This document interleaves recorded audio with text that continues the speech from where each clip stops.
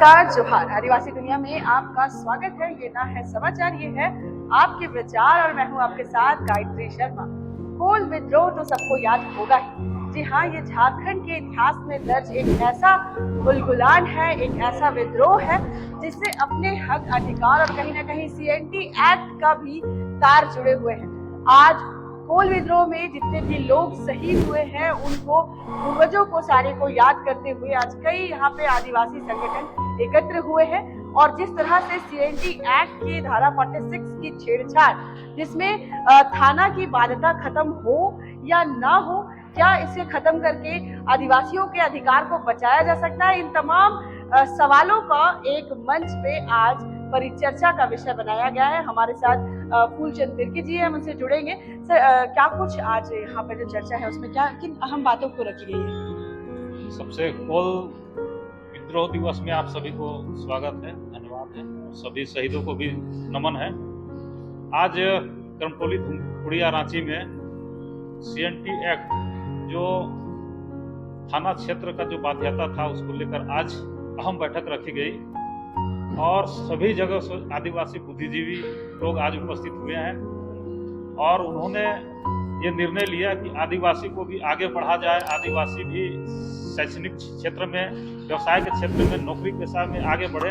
इसके लिए आज गहन चिंतन मनन किया गया, जिसको लेके आज हमारे जो लोग हैं आदिवासी जो झारखंड के कोने में बसे हैं, वो अपने जो रोजी व्यवसाय करते हैं वहाँ बस नहीं पा रहे। राजधानी में बहुत सारे लोग आने चाहते हैं, लेकिन थाना क्षेत्र की बाध्यता होने के कारण उसमें रुकावटें आ रही है।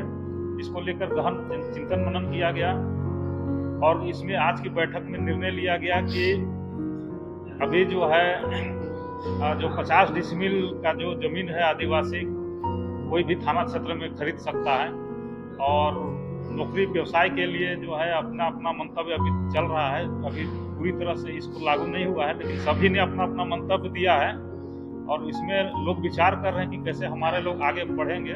आज की बैठक में यही निर्णय है। जुड़ने के लिए धन्यवाद।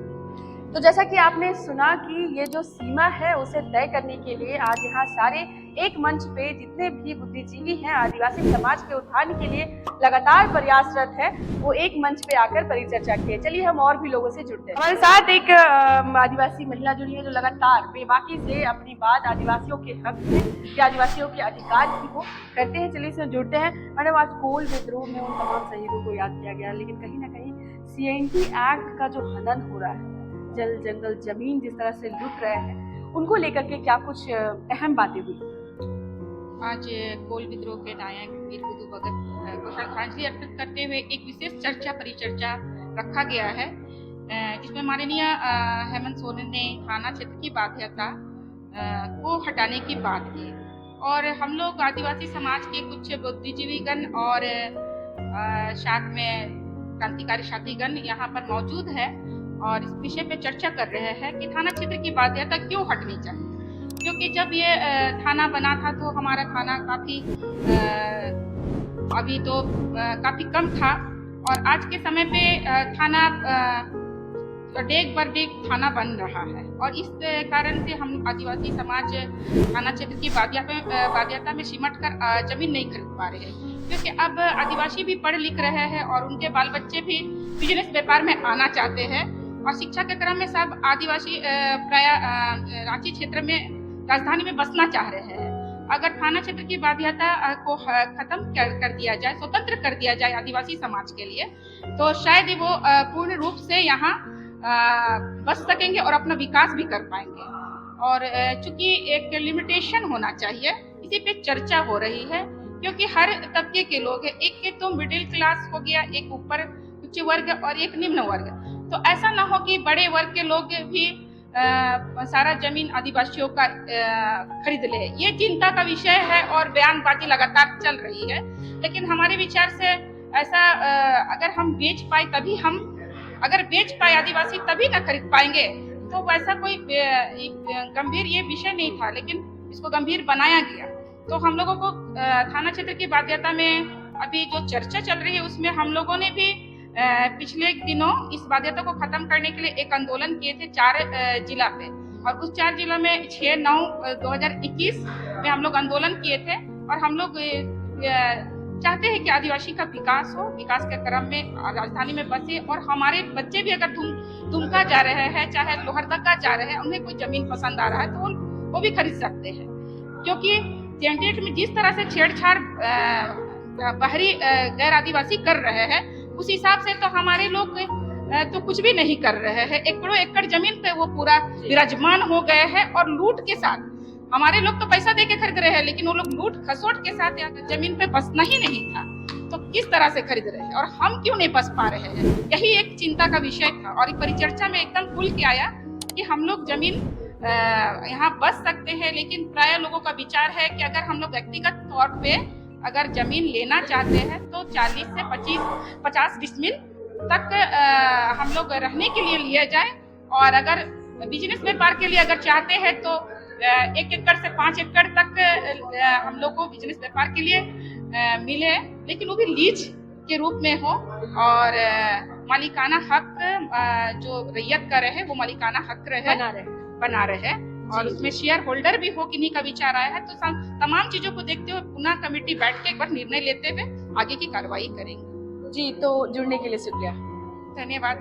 जी, तो जैसा कि आपने सुना कि खरीद बिक्री अपनी जमीन है, और अपनी जमीन के अधिकार के लिए हमें लगातार थाना कोर्ट कचहरी जाना पड़ रहा है। इसलिए आज आदिवासी समाज के सारे बुद्धिजीवी एक मंच पे आकर के इस कोल विद्रोह दिवस पर अपनी बात रखी। चलिए हम और लोगों से जुड़ते हैं और इस बात को और भी पारदर्शिता से आप तक पहुंचाते हैं। आज महान कोल विद्रोह का 192 वर्षगांठ हम लोग मना रहे हैं।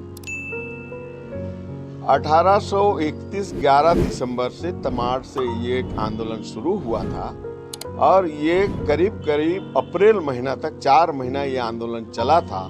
आपको पूर्वी सिंहभूम, पश्चिमी सिंहभूम से लेकर रांची, खूंटी से लेकर पलामू, हजारीबाग तक ये आंदोलन चला था। और इस आंदोलन के कारण और बिरसा मुंडा के कारण ही सीएनटी जो है बना। तो आज हम लोग निश्चित जो अपने पूर्वजों का हम लोग याद करने के लिए हम लोग आज ये वर्षगांठ मना रहे हैं। लेकिन आज निश्चित रूप से उनके द्वारा कुर्बानी से सीएनटी 1908 बनने के बाद सीएनटी के रहते हुए भी हमारी जल जंगल जमीन की हम रक्षा नहीं कर पा रहे हैं, लूटी जा रही है। ये बहुत गंभीर विषय है, उस पर भी हम लोग आज चिंतन कर रहे हैं कि हमारा जल जंगल जमीन कैसे बचे, आदिवासियों का अस्तित्व कैसे बचे, उसकी संस्कृति कैसे बचे। ये तमाम मुद्दों पर हम लोग जो है आज यहाँ बातचीत कर रहे हैं, और ये आंदोलन को, जमीन का आंदोलन को हमारे पूर्वज द्वारा जो कुर्बानी दिया है उसको याद करके हम लोग आगे बढ़ने का और जल जंगल जमीन को बचाने का हम लोग जो है आज संकल्प लेने का काम कर रहे हैं। तो हमारे साथ माई माटी संस्कृति बचाओ के राजेश लेंडा जी हमारे साथ हैं। चलिए हम जुड़ते हैं। आज सीएनटी एक्ट में थाना की जो बाध्यता है उसमें क्या खत्म होनी चाहिए या नहीं होनी चाहिए? ये सबसे पहले मैं आपको धन्यवाद, क्योंकि मैं बता रहे हैं कि माटी का बात होती है तो हमारे पूरे संगठन तैयार है। दूसरी चीज़ है कि आपने पूछा जो 1908 को जो सीएनटी बना उसका बाध्यता जो थाना, एक थाना के अंतर्गत में रहने वाले लोग खरीद सकते थे, लेकिन अब परिस्थिति अलग है। उस समय थाना बहुत बड़ा होता था, मैंने करीब 3-4 जिला के बराबर एक थाना हुआ करता था, लेकिन आज परिस्थिति बदल चुकी है। छोटा छोटा थाना बने हैं। अगर एक ही थाना के अंतर्गत होगा तो जमीन का लूट ऐसे भी हो रहा है, वैसे भी लूट रहे। अगर बिहारी आके भी लूट रहा है तो झारखंडी भी लूट ले, लेकिन उसका कुछ कंडीशन होना चाहिए। क्योंकि आप देख रहे हो सीएनटी होते हुए भी जमीन लूट रहा है। आप देख रहे गरमजरुआ, गरैयती, पुजारी जमीन सब लूट जा रहा है। तो मैं यही कहना चाहता हूँ कि आदिवासी अपना अगर कानून बना रहे हैं, क्योंकि यहाँ भी मंत्री IAS IPS लोग लुटेरे हैं, क्योंकि ये मत बोलिए कि केवल बिहारी लूट रहे हैं या मैंने जो बाहर से आए लोग, यहाँ तो अपनों ने अपनों के लूटा है। यहाँ एक तो IAS और IPS और मंत्री लोग का यहाँ अभी खंगाला जाए तो बढ़िया से उनको जो हर कानून को उल्लंघन करते हुए जमीन को लूटा है।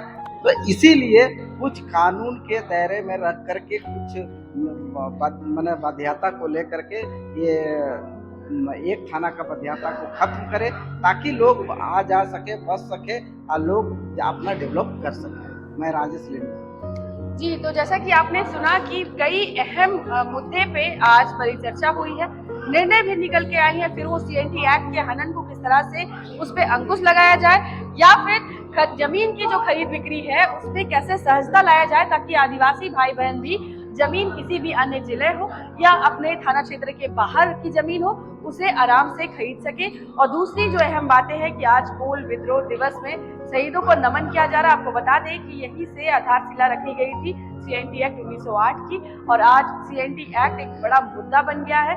और जिस तरह से मुख्यमंत्री जी ने भी कहा है कि 46 के तहत कानून की जो थाने की जो बाध्यता है उस पर भी बड़ा सवाल आया है। इन तमाम मुद्दों को लेकर के एक परिचर्चा एक मंच पे तमाम आदिवासी बुद्धिजीवी आज यहाँ पे कर रहे हैं कोल दिवस के अवसर पे। तो फिलहाल इस तरह की खबरों के लिए आप देखिए आदिवासी दुनिया, और मैं हूँ आपके साथ गायत्री शर्मा।